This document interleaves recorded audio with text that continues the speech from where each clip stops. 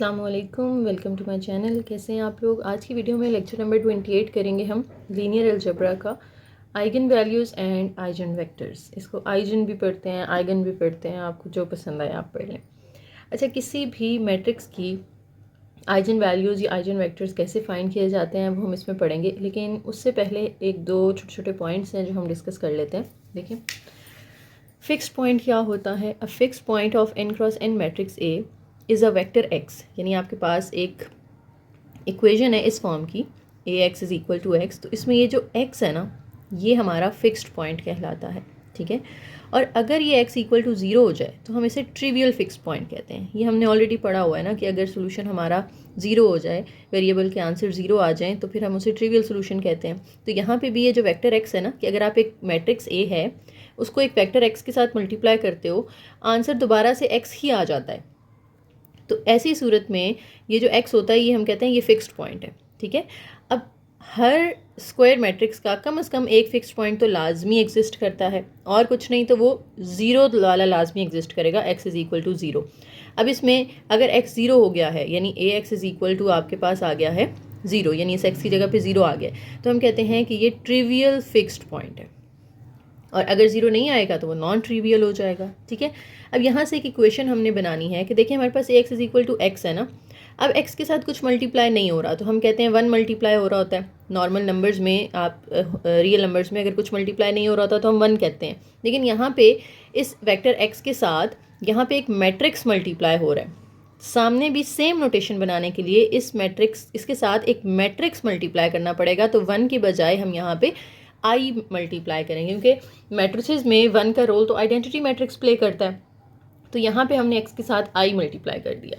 अब ये देखें, आप आई एक्स इधर ही रखें और ax को उठा के उधर ले जाएं, तो ax यहाँ प्लस हो रहा है, उधर जाके हो जाएगा माइनस, और इस साइड पे क्या रह जाएगा, 0 रह जाएगा। ये फॉर्म बन जाएगी आपके पास I X minus ax is equal to 0। आप 0 इस साइड पे लगा लें या सामने लगा लें, एक ही बात होती है ना। अब दोनों में से x कॉमन आ रहा है तो आप x इस तरह से बाहर निकाल लें, अंदर आ जाएगा i minus a into x is equal to, इसको अगर आप देखें तो ये होमोजीनियस लीनियर सिस्टम बन गया ना, सामने 0 आ रहा है। तो इसको अगर हम सॉल्व करें तो इधर से x की वैल्यूज़ निकल सकती है, और x की वैल्यूज़ को हम फिक्स्ड पॉइंट्स कहते हैं ना। तो this equation can be use to find the fixed points. अब हमारे पास एक थ्योरम है यहाँ पर। अगर आपके पास एक मैट्रिक्स A है जो कि n बाय n है ऑर्डर का, यानी एक स्क्वायर मैट्रिक्स है, जितनी रोज़ हैं उतने ही कॉलम्स हैं, तो इन तीनों बातों का एक ही मतलब है। क्या कह रहे हैं वो, A has non trivial fixed points, I minus A is singular and determinant of I minus A is equal to 0। यानी ये जो I माइनस A है ना, ये सिंगुलर है। सिंगुलर तो वो तभी होता है ना जब अगर उसका डिटर्मिनेंट लेने से 0 आ जाए। कोई मैट्रिक्स सिंगुलर कब होता है, when we find its determinant and that is equal to 0। तो ये बातें तो सेम है, हमें पता चल गई, ठीक है। और अगर डिटर्मिनेंट 0 आ जाता है तो A के जो आंसर फिक्स्ड पॉइंट्स के आंसर्स होंगे ना, वो नॉन ट्रिवियल होंगे। अब ये पॉइंट आपने याद रखना है, आगे एग्जाम्पल में भी काम आएगा। हमसे वो जहाँ पूछेंगे ना कि बताएं इसके सॉल्यूशंस ट्रिवियल हैं या नॉन ट्रिवियल हैं, तो वहाँ पे हम क्या करेंगे, i माइनस a का डिटर्मिनेंट निकाल के देख लेंगे। अगर तो डिटर्मिनेंट आ गया 0 तो हम कहेंगे नॉन ट्रिवियल फिक्स पॉइंट्स हैं, और अगर डिटर्मिनेंट 0 नहीं आया तो फिर हम कहेंगे कि ट्रिवियल फिक्स पॉइंट्स हैं। नेक्स्ट एग्जाम्पल में हमसे यही बात उन्होंने पूछी है कि मैट्रिक्स A दिया हुआ है, कहते हैं चेक करें कि मैट्रिक्स के फिक्स पॉइंट्स ट्रिवियल हैं या नॉन ट्रिवियल हैं, ठीक है। और अगर नॉन ट्रिवियल हैं तो फिर आपने उनको ग्राफ पे प्लॉट भी करके दिखाना है। तो ट्रिवियल और नॉन ट्रिवियल चेक करने के लिए हमें i माइनस a पहले फाइंड करना पड़ेगा, फिर उसका डिटर्मिनेंट लेंगे।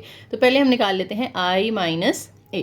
i क्या होगा, उतना ही i का ऑर्डर होगा जो a का ऑर्डर है। a हमारे पास है 3 6 1 2, 2/2 का मैट्रिक्स है ना, तो i भी हमारा 2/2 का होगा, ठीक है, 1 0 0 1। अब इनको माइनस कर लें, 1 माइनस 3 तो ये -2 आ जाएगा, यहाँ -6 आ जाएगा, 0 माइनस 1 और 1 माइनस 2 करेंगे तो -1। ये हमारे पास i माइनस a आ गया। अब हमें इसका डिटर्मिनेंट फाइंड करना है।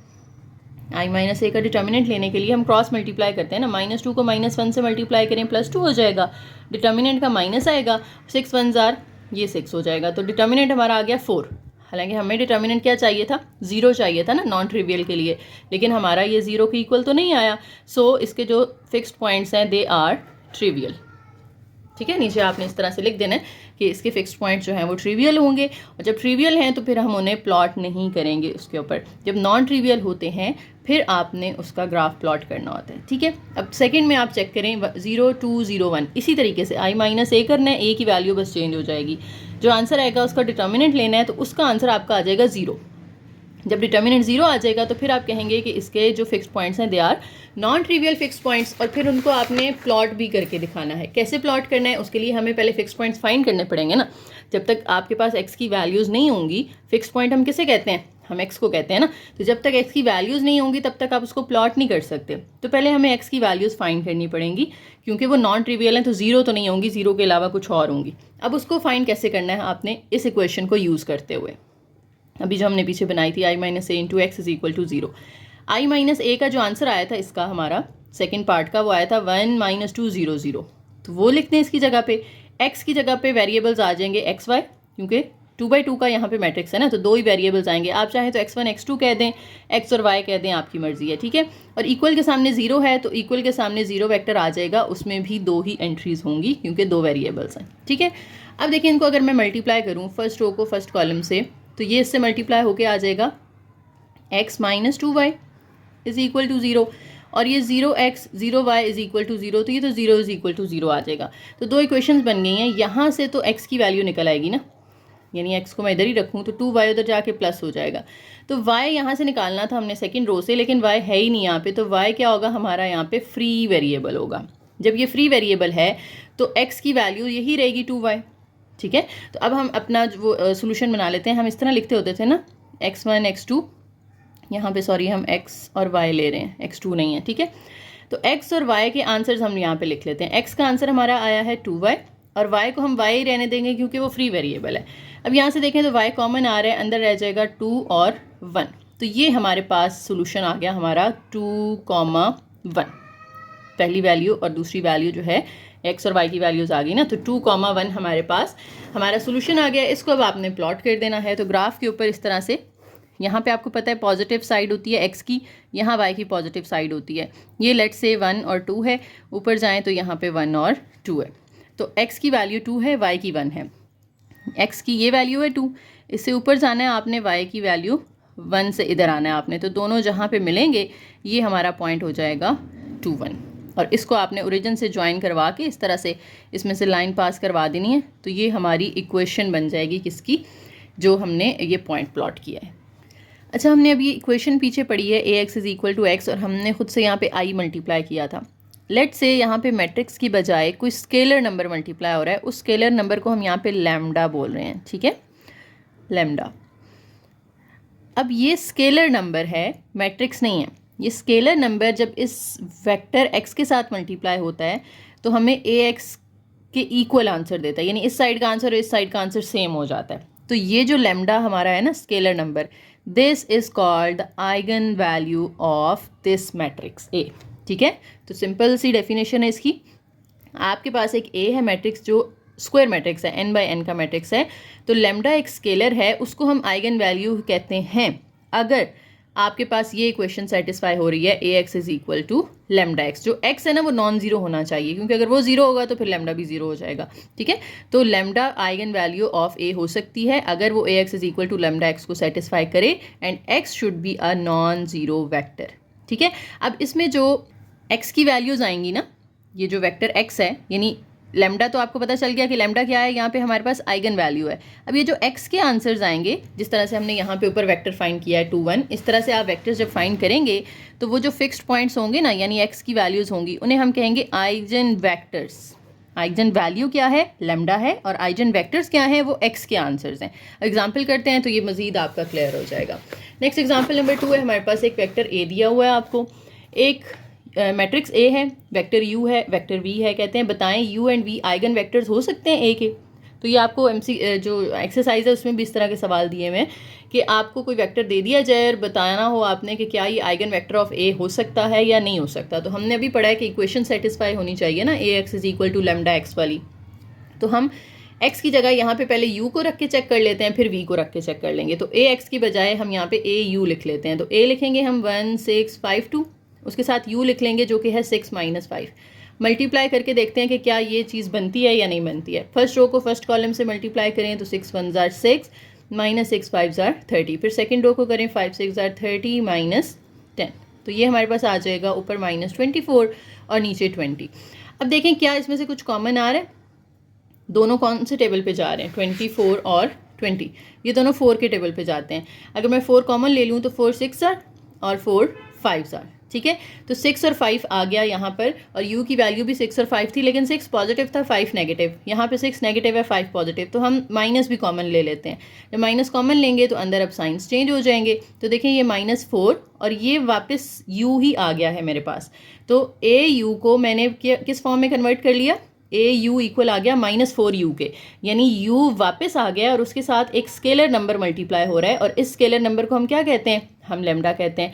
तो ये -4 इसकी आइगन वैल्यू है और u जो है ये आइगन वेक्टर है, ठीक है। तो इस तरह से आपने चेक करना होता है कि कोई वेक्टर आइगन वेक्टर है या नहीं है। जस्ट उसको a से मल्टीप्लाई करें, फिर देखें कि क्या आप उसे लेमडा u की फॉर्म में लिख सकते हैं, यानी उसमें से कुछ कॉमन आ रहा है तो कॉमन लें और u वापस आ जाए आपके पास, और बाहर एक स्केलर नंबर इसके साथ मल्टीप्लाई हो रहा हो, तो ये इसका a का आइगन वेक्टर कहलाएगा। इसी तरह से आपने v को भी चेक कर लेना है। जैसे मैंने a को u से मल्टीप्लाई किया है, आप a को v से मल्टीप्लाई कर लें, तो a को v से मल्टीप्लाई करके आंसर ये आएगा -9 और 11। कुछ कॉमन आ रहा है इसमें, कुछ भी कॉमन नहीं आ रहा, दोनों किसी सेम टेबल पे नहीं जा रहे हैं, ठीक है। तो इसमें से कुछ कॉमन नहीं लिया जा सकता, तो इसे हम लेमडा v की फॉर्म में नहीं लिख सकते। जब इस फॉर्म में नहीं लिख सकते, सो v is not the eigen vector of a, ठीक है। नेक्स्ट एक और एग्जाम्पल है, show that 7 is an eigen value of a, कि आपने प्रूव करना है कि 7 जो है ना वो आइगन वैल्यू ऑफ a है, और उसके बाद आपने आइगन वेक्टर्स भी फाइंड करने हैं। दो काम करने हैं यहाँ पे।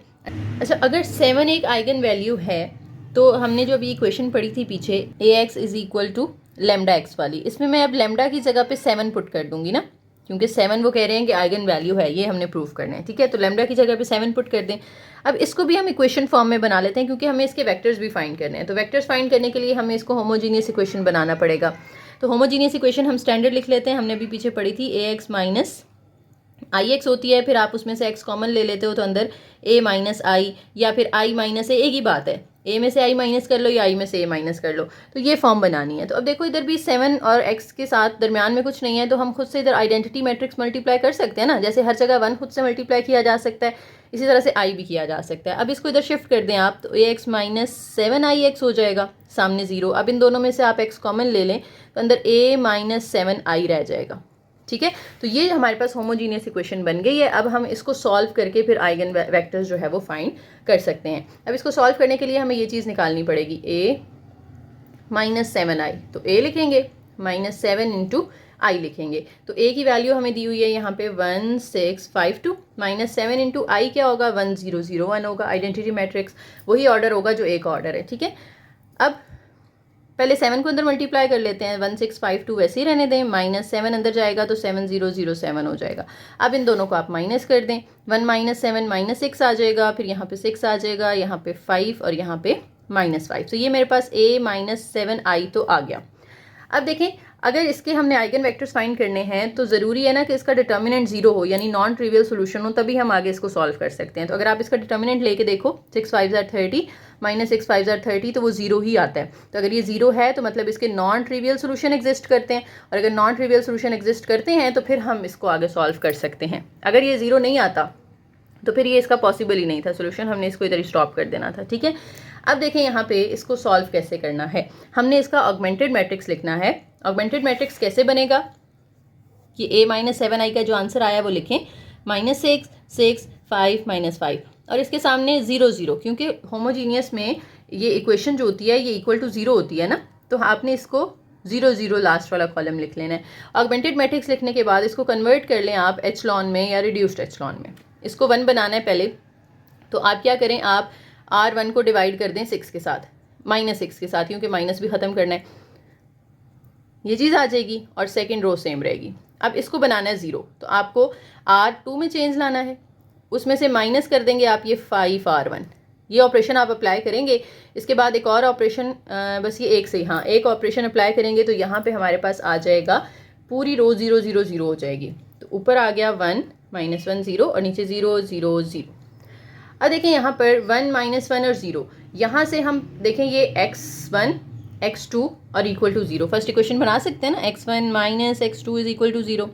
और दूसरी तो पूरी 0 इज इक्वल टू 0 आ गई है, तो x2 जो होगा फिर वो हमारा फ्री वेरिएबल हो जाएगा। x1 की तो यहाँ से वैल्यू निकल आएगी ना, x1 x2 के इक्वल आ गया और x2 फ्री वेरिएबल है। तो अब हम इसको अगर हम करें, इधर ही मैं साथ लिख लेती हूँ कि हमने वैल्यू निकालनी थी x1 x2 की, दो वेरिएबल्स होंगे यहाँ पे क्योंकि हमारा 2x2 का मैट्रिक्स था ना। तो x1 की वैल्यू हमारे पास आ गई है, देखें x1 किसके इक्वल आया, हमारा x2 के इक्वल आया। तो x1 की जगह पे आप x2 लिख दें और x2 को x2 ही रहने देंगे क्योंकि वो फ्री वेरिएबल है। अब x2 आप कॉमन निकालो तो यहाँ 1 1 रह जाएगा, तो ये हमारा आइगन वेक्टर आ गया। ठीक है, 1 1, बस इतना सा काम था कि आपने आइगन वेक्टर फाइंड करना था। नेक्स्ट डेफिनेशन आ जाती है जी आइगन स्पेस क्या होती है। तो पीछे भी हमने जैसे पढ़ी है स्पेसेस की डेफिनेशन, तो उसी जैसी है कि ऐसी स्पेस जिसके अंदर सारे आइगन वेक्टर्स हम इकट्ठे करके रखते हैं कि एक आइगन वेक्टर आया, दूसरा आइगन वेक्टर आया, तीसरा आइगन वेक्टर आया, जितने भी आइगन वेक्टर्स हैं सब इकट्ठे कर दें और इसके साथ लाजमी है कि 0 वेक्टर होगा। जो भी स्पेस होती है ना उसके अंदर 0 वेक्टर तो मस्ट होता है। उसके अलावा जितने भी इसके आइगन वेक्टर्स होंगे वो सब मिला के एक सेट आप बना दें, एक स्पेस बना दें, तो इस पूरी स्पेस को हम कहेंगे कि ये आइगन स्पेस है। ठीक है, एग्जाम्पल है हमारे पास एग्जाम्पल नंबर 4। इसमें कहते हैं कि मैट्रिक्स ए दिया हुआ है 3/3 का, आइगन वैल्यू भी उसकी दे दी है उन्होंने 2। आपने इसकी बेसिस फाइंड करनी है। बेसिस का मतलब यही है कि आपने स्पेस फाइंड करनी है। स्पेस कैसे फाइंड की जाती है या बेसिस कैसे फाइंड की जाती है, आप सारे आइगन वेक्टर्स फाइंड करेंगे, उन सबको मिला के एक सेट बना देंगे तो आपके पास आइगन स्पेस आ जाएगी या फिर उसकी बेसिस आप कह लें। ठीक है, तो हमने अब इक्वेशन जो बनाई थी पीछे उसी तरीके से सॉल्व करना है जैसे अभी हमने लास्ट एग्जाम्पल की है। हमने equation A x is equal to lambda x, ये इक्वेशन थी हमारी। अब लेमडा उन्होंने हमें दे दिया 2, तो a is equal to 2x हो जाएगा। फिर इसी तरीके से आपने यहाँ पे 2 के साथ i मल्टीप्लाई कर देना है, वो इधर शिफ्ट कर दें तो ax माइनस 2ix और सामने 0 रह जाएगा। फिर आप x कॉमन ले लें तो अंदर रह जाएगा a माइनस 2i। ठीक है, तो बेसिकली हमने अब ये चीज़ फाइंड करनी है a माइनस 2i। अब a माइनस 2i जब आपने फाइंड किया तो ये सामने किया हुआ यहाँ से देख लें, a की वैल्यू पुट की माइनस आइडेंटिटी मैट्रिक्स को 2 से मल्टीप्लाई कर दिया ना 2i, तो वो ये आ गया। दोनों को माइनस करेंगे तो ये आपके पास एक मैट्रिक्स आ चुका है। अब ये मैट्रिक्स जो है ये इन्वर्टिबल है या नहीं है, यानी आपने देखना है कि इसका डिटर्मिनेंट 0 आता है या नहीं आता। तो देखें अगर 2 रोज या 2 कॉलम सेम हो जाएं तो डिटर्मिनेंट 0 हो जाता है, तो इसकी तो तीनों ही सेम है तो डिटर्मिनेंट ऑब्वियसली 0 होगा। जब डिटर्मिनेंट 0 है तो मतलब इसके नॉन ट्रिवियल सोल्यूशन एग्जिस्ट करते हैं और अब आप इसके आइगन वेक्टर्स फाइंड कर सकते हैं। उसके लिए आपको इसको रिड्यूस्ड एचेलॉन में कन्वर्ट करना पड़ेगा जैसे हमने अभी पिछले एग्जाम्पल में किया था। तो ये रो ऑपरेशंस को अप्लाई करके इसके ऑगमेंटेड मैट्रिक्स को, ऑगमेंटेड मैट्रिक्स लाजमी बना लेना है आपने, इसके साथ एक चौथा कॉलम आ जाएगा 0 0 0 का। ठीक है, उसको कन्वर्ट कर लिया रिड्यूस्ड एचेलॉन में, तो एंड वाली दोनों रोज ही देखें 0 हो गई। यहाँ से अब इक्वेशन क्या बनेगी, ये 2 है ना, तो 2x1 minus x2 plus 6x3 is equal to 0। और सेकंड भी पूरी 0 है, थर्ड भी पूरी 0 है, यानी x2 भी फ्री वेरिएबल होगा हमारा और x3 भी फ्री वेरिएबल होगा। ठीक है, यहाँ से बस x1 की वैल्यू हम निकाल सकते हैं। x1 किसके इक्वल आ जाएगा, 6x3 प्लस x2, 6 वाला माइनस हो जाएगा, x2 जाके प्लस हो जाएगा, फिर ये 2 इधर मल्टीप्लाई हो रहा है वहाँ जाके डिवाइड कर दें तो x1 इक्वल आ जाएगा, 6 के साथ 2 डिवाइड होगा तो माइनस 3x3, इसके साथ डिवाइड होगा तो 1/2x2 आ जाएगा। ये देखिए मेरे पास x1 आ गया, x2 भी फ्री है, x3 भी फ्री है। तो अब अपना सोल्यूशन लिख लेते हैं हम, x1 x2 x3 किसके इक्वल होगा, x1 की वैल्यू है हमारे पास 1/2x2 माइनस 3x3, x2 की वैल्यू वही रहेगी, x3 भी वही रहेगा क्योंकि ये फ्री वेरिएबल्स हैं। अब ये 2 हैं यहाँ पे, x2 वाले कुछ नंबर्स आ रहे हैं, कुछ x3 वाले, तो इससे as a sum of 2 vectors हम लिख सकते हैं। x2 वाले अलग कर लें, 1/2x2 और यहाँ x2 नहीं है तो 0 आ जाएगा। x3 वाले अलग कर लें, माइनस 3x3, यहाँ 0 और यहाँ पे x3। अब इनमें से x2 आप कॉमन निकाल लो, अंदर बचेगा 1/2 1 0, यहाँ से आप x3 कॉमन निकाल लें तो -3 0 1। तो ये 2 वेक्टर्स हैं जो हमारी बेसिस के अंदर आ जाएंगे, 1/2 1 0। ठीक है, ये देखें 1/2 1 0 और -3 0 1, इनको आप मिला के लिख दें तो ये हमारा, यानी इसको इस तरह लिख लेंगे ना आप, 1/2 1 0 एक वेक्टर, कॉमा -3 0 1 दूसरा वेक्टर, इसको कर्ली ब्रैकेट में यूं एनक्लोज कर दें तो ये आपकी बेसिस आ जाएगी। नेक्स्ट एक और थ्योरम है हमारे पास आइगन वैल्यू से रिलेटेड ही है कि एक ए है आपके पास जो कि n/n का मैट्रिक्स है, यानी स्क्वायर मैट्रिक्स है, लेमडा एक स्केलर नंबर है।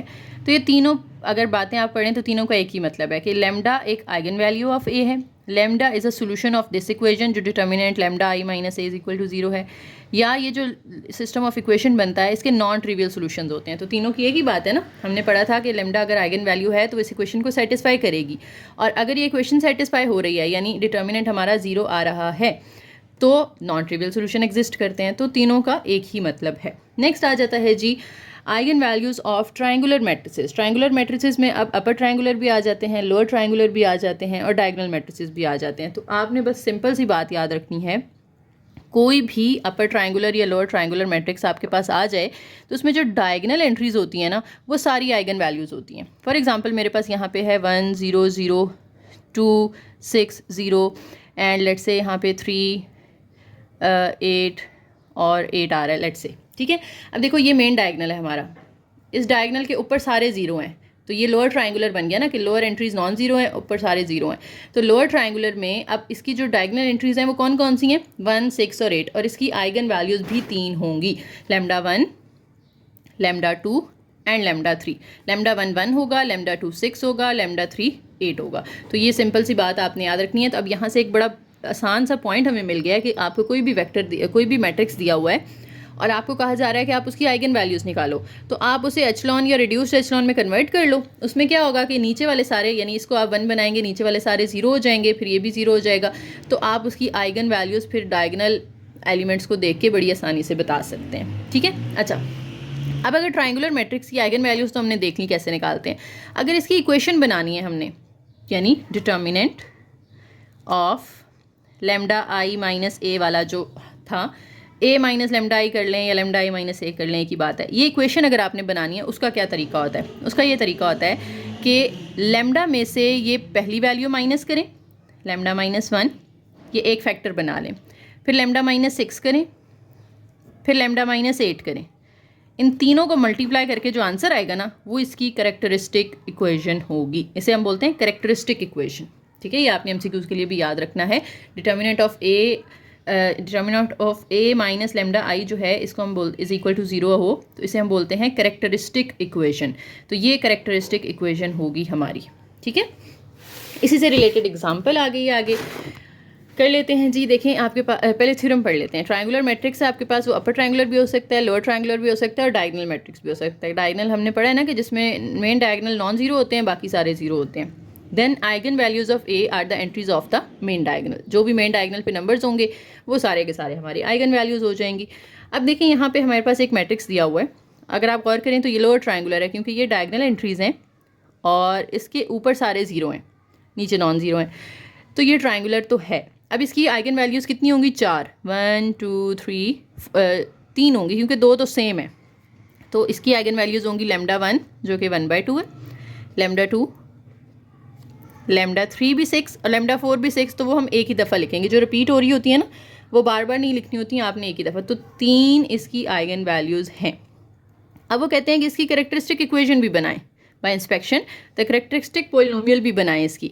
तो कैरेक्टरिस्टिक पॉलिनोमियल मैंने कैसे बताया था बनानी है आपने, कि लेमडा को माइनस कर देना है, ये लेमडा माइनस पहली eigen value into lambda minus दूसरी आइगन वैल्यू यानी -2/3। तो ये माइनस उस माइनस के साथ प्लस हो जाएगा, फिर लेमडा -6 इंटू लेमडा -6। यहाँ पे रिपीट लाजमी करना है आपने। आइगन वैल्यूज़ हैं तो सिर्फ इसकी 3, लेकिन मेन डायगोनल की एंट्रीज कितनी है, 4 हैं। तो यहाँ पे भी 4 ब्रैकेट्स आएंगी। ये जो 6 2 दफ़ा आ रहा है ये आपने 2 दफ़ा इस तरह लिखना है, इज़ इक्वल टू 0। अब नेक्स्ट स्टेप में आप ये कर सकते हैं कि दोनों सेम हैं तो इसको एक दफ़ा लिख के इसका स्क्वायर बना दें। तो ये हमारे पास इसकी पॉलिनोमियल आ जाएगी कि पहली वाली ब्रैकेट दूसरी वाली ब्रैकेट, और ये 2 दफ़ा आ रही थी तो एक दफ़ा लिख के उन्होंने उसका स्क्वायर बना दिया है। Eigen values of powers of a matrix, ये भी बहुत आसान सा टॉपिक है कि देखें अगर आपको पता चल गया ना कि ए की आइगन वैल्यू लेमडा है तो ए स्क्वायर की आइगन वैल्यू लेमडा स्क्वायर हो जाएगी, ए क्यूब की आइगन वैल्यू लेमडा क्यूब हो जाएगी, ए पावर 4 की आइगन वैल्यू लेमडा पावर 4 हो जाएगी। तो कोई मुश्किल चीज़ नहीं है इसमें कि आपको एक मैट्रिक्स की अगर आइगन वैल्यू मिल चुकी है तो उसकी जितनी भी पावर आप बढ़ाते जाएं आइगन वैल्यू की भी सेम पावर बढ़ती जाएगी। फॉर एग्जाम्पल आपके पास ए की आइगन वैल्यू थी 2, आपने ए क्यूब की आइगन वैल्यू निकालनी है तो वो 2 का क्यूब हो जाएगा यानी 8 हो जाएगी, ठीक है। अ यूनिफाइंग थ्योरम, अच्छा, ये थ्योरम ऊपर है यही वाला जो मैंने आपको बता दिया कि लैम्डा अगर एक आइगन वैल्यू है ऑफ मैट्रिक्स ए तो लैम्डा पावर के आइगन वैल्यू होगी ए पावर के जो ए की पावर होगी वही लैम्डा की पावर ले लेनी है आपने, तो आपको इसकी आइगन वैल्यू मिल जाएगी। A unifying theorem, since lambda is an eigen value of square matrix A if and only if there is a non zero vector X, यानी आइगन वैल्यू सिर्फ तभी हम कहते हैं ना, यानी A X is equal to lambda x जो होता था हम कहते थे अगर एक्स नॉन जीरो है तब हम कहते हैं कि लैम्डा जो है वो आइगन वैल्यू है। अगर लैम्डा जीरो हो जाता है तो ये जीरो इससे मल्टीप्लाई होकर क्या हो जाएगा, पूरा जीरो हो जाएगा ना, तो A X is equal to zero वाली फॉर्म बन जाएगी। लेकिन एक्स अभी भी यहाँ पर क्या है, नॉन जीरो है, ठीक है। और ये स्टेटमेंट ट्रू तब होगी अगर हमारा ए का डिटर्मिनेंट भी जीरो आ जाता है। अगर ए का डिटर्मिनेंट जीरो लेंगे तो फिर आपके सामने जो लैम्डा होगा वो भी क्या आ जाएगा, जीरो आ जाएगा, क्योंकि वो ट्रिवियल सोल्यूशन हो जाएगा ना, तो ट्रिवियल में तो फिर आप उसको आगे सॉल्व नहीं कर सकते। नेक्स्ट थ्योरम है, इसमें वही बातें रिपीट हुई हैं ऑलरेडी, आपको पता है ये सारी के। देखें, the reduced echelon form of A is I power n, कि ए एक स्क्वायर मैट्रिक्स है अगर ए एन बाई एन का, और आप उसको रिड्यूस्ड एचलॉन में करते हो तो वो आइडेंटिटी मैट्रिक्स बन जाता है। ये हमने काफ़ी दफ़ा पहले भी किया हुआ है, ठीक है। A is expressible as a product of elementary matrices, कि ए को आप as a product of different matrices भी शो कर सकते हैं। ए इन्वर्टिबल होता है, इन्वर्टिबल का मतलब क्या है कि उसका इन्वर्स एग्जिस्ट करता है, यानी उसका इन्वर्स फाइंड किया जा सकता है। और इन्वर्स कब फाइंड किया जा सकता है, अगर उसका डिटर्मिनेंट इक्वल टू जीरो ना हो, यानी वो नॉन सिंगुलर हो। अगर तो मैट्रिक्स सिंगुलर होगा यानी उसका डिटर्मिनेंट जीरो हो जाएगा, फिर वो इन्वर्टिबल तो नहीं होगा ना, उसका आप मैट्रिक्स का इन्वर्स नहीं फाइंड कर सकते अगर डिटर्मिनेंट जीरो आ जाता है तो, क्योंकि हमने इन्वर्स का क्या फॉर्मूला पढ़ा हुआ है, 1/a determinant into adjoint of A ना। तो अगर हमारा डिटर्मिनेंट जीरो हो गया तो डिवीजन बाय जीरो तो पॉसिबल नहीं होती, इसलिए इन्वर्स एग्जिस्ट नहीं करता, ठीक है। A X is equal to zero has only trivial solution, कि अगर सामने जीरो आ रहा है, यहाँ पे भी मैंने आपको बताया कि उसके ट्रिवियल सोल्यूशन एग्जिस्ट करते हैं। A X is equal to B is consistent for every vector B, यानी ये इनकंसिस्टेंट सोल्यूशन नहीं देता, ये कंसिस्टेंट सोल्यूशन देता है। It has exactly one solution for every vector, यानी multiple solutions, infinite many solutions नहीं हो सकते इसके, सिर्फ आप कहेंगे कि वन यूनिक सोल्यूशन होता है। The column vectors of A are linearly independent, ये भी हम काफ़ी डिटेल से पढ़ चुके हैं कि ए अगर स्क्वायर मैट्रिक्स है तो उसके ये चीज़ें अगर सेटिस्फाई हो रही हैं तो उसके जितने भी कॉलम्स हैं they are linearly independent. The row vectors of A are also rows जो होंगी वो भी लीनियरली इंडिपेंडेंट होंगी। और डिटर्मिनेंट जीरो नहीं हो सकता, ये मैं अभी बता चुकी हूँ, क्योंकि वो इन्वर्टिबल होगा। और लैम्डा जीरो होगा अगर, तो वो उसकी आइगन वैल्यू कंसिडर नहीं की जाएगी, ठीक है। तो लैम्डा की वैल्यू जीरो नहीं होनी चाहिए, यानी आइगन वैल्यू जीरो नहीं आ सकती। नेक्स्ट लास्ट एग्जांपल है, एग्जांपल नंबर 6। कहते हैं बताएं क्या 5 इसकी आइगन वैल्यू है या नहीं है। अब इसके दो तरीके हैं, एक तो ये कि आप रिड्यूस्ड उसकी बना लें एचलॉन फॉर्म, पहले वो a-5 वाली आई वाली इक्वेशन बना के उसको ऑगमेंटेड मैट्रिक्स लिखें और फिर देख लें, या फिर दूसरा तरीका ये है कि आप इसको ट्रायंगुलर में कन्वर्ट कर लें, वो ज़्यादा आसान रहेगा ना, कि आप इसको अपर ट्रायंगुलर या लोअर ट्रायंगुलर में कन्वर्ट कर लें, डायरेक्ट इसी को रिड्यूस्ड एचलॉन बना लें, ठीक है। जब आप इसको रिड्यूस्ड एचलॉन बनाएंगे तो हमारे पास डायगोनल एलिमेंट्स जो होंगे उनमें देखेंगे क्या 5 है, इसकी रिड्यूस एचलॉन फॉर्म बनेगी 1 -3 1, और यहाँ आएगा 0 4 2 और 0 0 -5, ये इसके डायगोनल एलिमेंट्स होंगे, ये वाले 1 4 और -5। तो देखें इसमें 5 तो नहीं आ रहा, हमें तो -5 दिया। उन्होंने पूछा कि क्या 5 इसकी आइगन वैल्यू है, तो नहीं, 5 इसकी आइगन वैल्यू नहीं है, इसकी आइगन वैल्यूज़ हैं 1 4 और -5, ठीक है। तो बस आपने इसको रिड्यूस एचलॉन में करके अपर ट्रायंगुलर बना लेना है और फिर बता देना है कि 5 क्योंकि इसकी मेन डायगोनल में नहीं आ रहा,